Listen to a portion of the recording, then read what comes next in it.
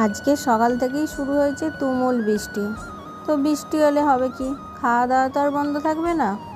আচ্ছা, খিচুড়ির সাথে যদি গরম গরম ইলিশ মাছ ভাজা হয় তাহলে ব্যাপারটা কেমন হয়। তাই সকাল সকাল সব কাজকর্ম সেরে চলে এলাম রান্নাঘরে। প্রথমে হাঁড়িতে জলটা বসিয়ে দিলাম, তারপর ডালটা শুকনো খোলায় ভেজে নিয়ে ভালো করে ধুয়ে নিয়ে হাঁড়ির মধ্যে দিয়ে দিলাম।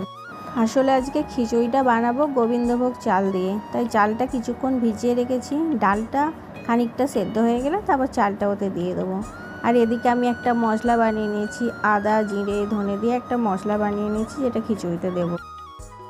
প্রথমে ভাবলাম খিচুড়িটা আমি সিম্পল বানাবো, তারপর দেখলাম বাড়িতে কয়েক টুকরো কুমড়ো আছে, বিনস আছে, আলু তো আছেই।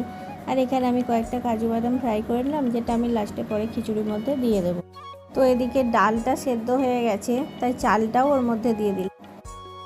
তো এদিকে দেখতেই পাচ্ছ আমি খিচুড়ির মশলাটা একটু কষিয়ে নিচ্ছি, তারপর ওটা পরে খিচুড়ির মধ্যে অ্যাড করে দেবো। আর আজকে খিচুড়ির সাথে থাকছে একটা পাঁচমিশালি সবজির তরকারি, যেটা আমার শাশুড়ি মাই আজকে রান্না করেছে।